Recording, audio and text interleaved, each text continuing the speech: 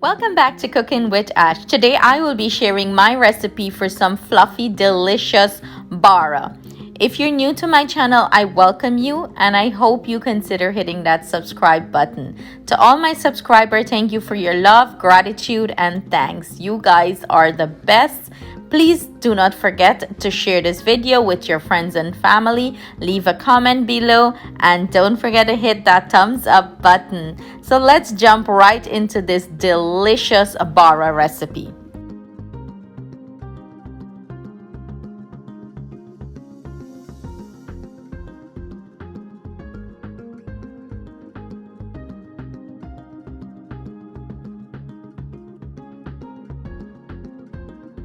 So to prepare these delicious bara, these are the ingredients we will be using. I have here some flour and I'm using the 5 Rose brand all-purpose flour. I have some salt, green seasoning, baking powder, yeast, some food coloring, sugar, scallion, jeera, roasted ground jeera, and here I have some fine chopped bok choy spinach.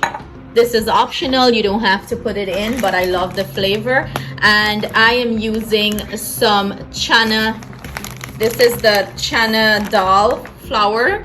This is what I'm using. This is the brand, the Beeson brand. This is the brand I'm using. Usually people add the dal to it, the grind dal, but I love the flavor of this chana dal. It's delicious. If you never tried it with the chana dal, I highly recommend you try it because it's very flavorful and delicious. To start mixing our dough, or bara dough, I have the plain all-purpose flour. Again, it's the 5 Rose brand. Everything I'm using will be listed in the description box below for your convenience. I'm gonna go in with my chana dal, and in goes our sugar. I'm gonna add our roasted jeera. That smell. In goes our salt. I'm gonna add our baking powder, my scallion, my food coloring, and if you don't have food coloring, you can go ahead and use turmeric here or some curry powder. You want to give this a good mix everything in well.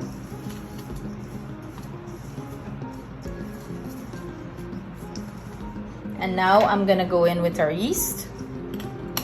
Again, incorporate that well into your bowl. In goes our green seasoning. And that's Rio and Coco, guys. Rio and Coco is being mischievous today and causing problems.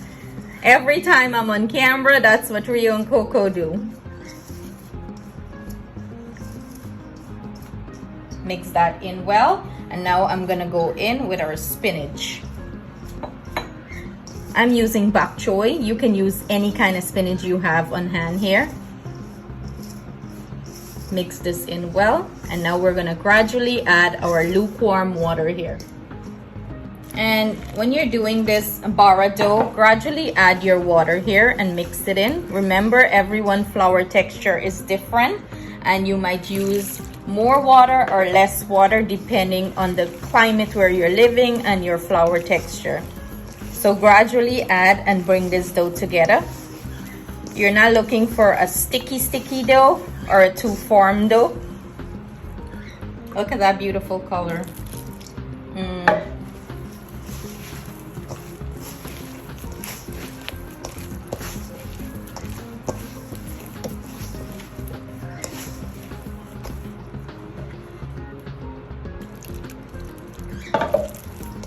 As you can see, I'm gradually adding my water to bring my dough together. And for me, I think this is the beautiful consistency here for me. I don't like it too runny or too sticky. And now for this step, you're gonna proceed to beat the dough. And this is how you do it. You take your hand and you clap the dough like that. And this is the consistency you're looking for, when the dough can stick nicely on your hand like that and have that elasticity. And this is where the muscle comes in. We're gonna beat this dough for about 3 to 4 minutes. Keep slapping it like this. This is what our bara dough is looking like. I'm gonna go ahead and cover this with the plastic wrap and let it rise for 1 hour. Then I'm gonna come back with the next step. So it's been 1 hour exactly that our bara dough been rising. So what I usually do, I usually go ahead and punch this down and beat it again and let it rise again. That way I get some soft, fluffy bara. The result is always amazing. So I'm gonna go ahead and do that here. As you can see, it rise nicely. I'm gonna go ahead, punch that down and beat this down back. And you see that elasticity, this is what you're looking for, that you're gonna have nice bara. So I'm just going to do that, punch it down back, set my timer and let it rise for another about hour or so. But you don't have to do this step. You can go ahead and fry it right now. You're still gonna have beautiful bara. But for me, I love to do this step because I feel like the bara comes out way better this way. So 45 minutes later, this is what our bara is looking like. It's rise again, and we're gonna proceed to start frying them up. So guys, I have my setup here. This is a bowl with some water. I'm gonna dip my hand in it to pick the bara up, and then I'm gonna drop it into the oil. So let's do this process. So I'm just gonna, as you can see here, lightly wet my fingers, both of my fingers, lightly wet them. And I have my oil on medium, and we're gonna pick up the bara and start dropping it in the oil. What the water helped to do here, the water helped for for the bara not to stick too much to your fingers. And you don't want your oil to be over hot, screaming hot. You want it medium to low. And I'm putting a hole in the bara, and what that helped the bara, you guarantee that bara is cooked properly in the middle. You don't have to do this step, but for some reason, I like the look of it. So I'm just showing you guys a few. You're picking up, making a hole, and drop it into your oil. And as you can see, when the bara starts swell, some of them, the hole is not so vivid. So this is one way guarantee that your bara is going to be cooked in the middle. And I don't like to put the bara on high heat, because that's when you have problems with the bara raw in the middle. And I leave them to brown completely on one side and then flip them over and cook it on the other side. I notice when you keep on flipping them constantly, that's when they suck up a lot of oil.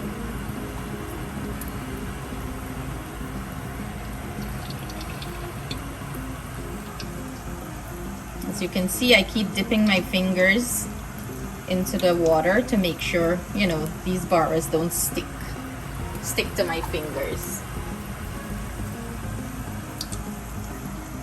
So I'm just gonna drop one more in there so we do not overcrowd the pan.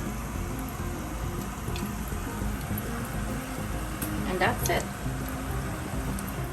So I'm gonna go ahead and start flipping our bara.